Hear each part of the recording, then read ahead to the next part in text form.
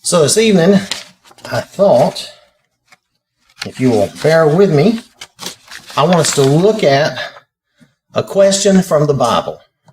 If we look at, this will be from Mark and Luke's account, mainly from Mark's in chapter 5, if you want to turn to Mark chapter 5. And the question is, who touched me? And it's Jesus asking that question. Now, Jesus, he's busy. He's going to heal the daughter of Jairus. And Jairus was a leader in the synagogue who had come and begged Jesus to come heal his daughter. Now, we know that basically Jesus has to raise her from the dead by the time he gets there. But Jesus is on his way to do that, and there was this crowd pressing in on him on all sides. So it was difficult, but he's making his way through the crowd. If we look at Mark chapter 5, verses 25 through 34, now a certain woman had a flow of blood for 12 years and had suffered many things from many physicians. She had spent all that she had and was no better, but rather grew worse. When she heard about Jesus, she came behind him in the crowd and touched his garment. Now Matthew's account is a lot shorter, but he says she touched the hem of his garment. For she said, "If only I may touch his clothes, I shall be made well." Immediately the fountain of her blood was dried up, and she felt in her body that she was healed of the affliction. And Jesus, immediately knowing in himself that power had gone out of him, turned around in the crowd and said, "Who touched my clothes?" But his disciples said to him, "You see the multitude thronging you, and you say, 'Who touched me?'" And he looked around to see her who had done this thing. But the woman, fearing and trembling, knowing what had happened to her, came and fell down before him and told him the whole truth.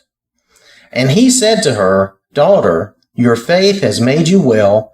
Go in peace and be healed of your affliction." This woman knew if she just made the smallest contact with Jesus, her life would change. She just had that tiny mustard seed of faith, right? Like a leper, she was unclean, but she risked being in this throng of people to touch Jesus.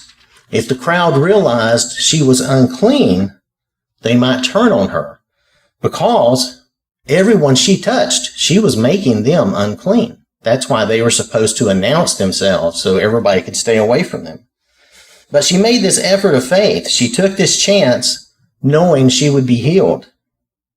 She had tried man's ways. She had spent all she had on physicians and cures, but she was worse, not better. Now, do we really think Jesus didn't know who touched him? Or did he want her to come forward so everyone could see her faith, so everyone could praise God and give thanks, so he could talk to her? If we look at Luke chapter 8, verses 45 through 47, this is that parallel account. We're just looking at a couple of verses. And Jesus said, "Who touched me?" When all denied it, Peter and those with him said, "Master, the multitudes throng and press you, and you say, 'Who touched me?'" But Jesus said, "Somebody touched me, for I perceive power going out from me." Now when the woman saw that she was not hidden, so to understand how she knew she was not hidden, you kind of have to flip back over to Mark's account in verse 32. And he looked around to see her who had done this thing. So he was looking at her, and she knew she was not hidden. She came trembling and falling down before him. She declared to him in the presence of all the people the reason she had touched him and how she was healed immediately. Now when she came forward trembling, like she was afraid, maybe she was afraid he would take that healing away from her. But Jesus actually confirmed her healing and praised her faith. So looking at this, are we like this woman? Have we tried all the self-help books, all of man's ideas, spending our time in things that are supposed to help, but really just make our life and our situation worse? The worldly gurus are not the answer. We can spend all we have on the world's ideas and get worse and worse. Do we think Jesus is too busy? He was very busy that day. And every day, Christians are calling on the Lord. So spiritually, in that way, he's still being thronged every day because we all call on him every day. But he wants us to come to him, to call on him. He's never too busy. Our Father is never too busy. God is always available to us and able to hear us. Do we think maybe we're too unworthy or unimportant? Jesus willingly touches the unclean and makes them clean. We are technically unworthy, but Jesus wants to make us worthy. He wants to give us his worthiness.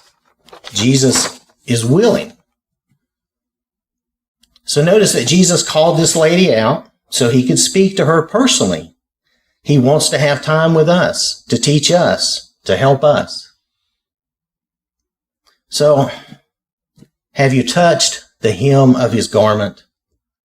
The Lord knows we have needs. He knows each of us. He always knows what our needs are. No matter how busy we think God is or how unworthy we may think we are, Jesus wants us to come to him. Have you touched the hem of his garment? Have you reached out to the Lord just to make that little contact? Because from just a small touch, Jesus can change your life. He can make you whole and cleanse any issue you have. It starts with a tiny seed of faith and just a touch of the Master. Reach out to the Lord. Let him change you. Now, maybe you have salvation. If you don't, we'd be happy to help you with that. But maybe you have been baptized and have salvation. But you still need God's love and help every day. We all do. So if there's any way that we can help you this evening, anything we could do for you, please come forward as we stand and sing.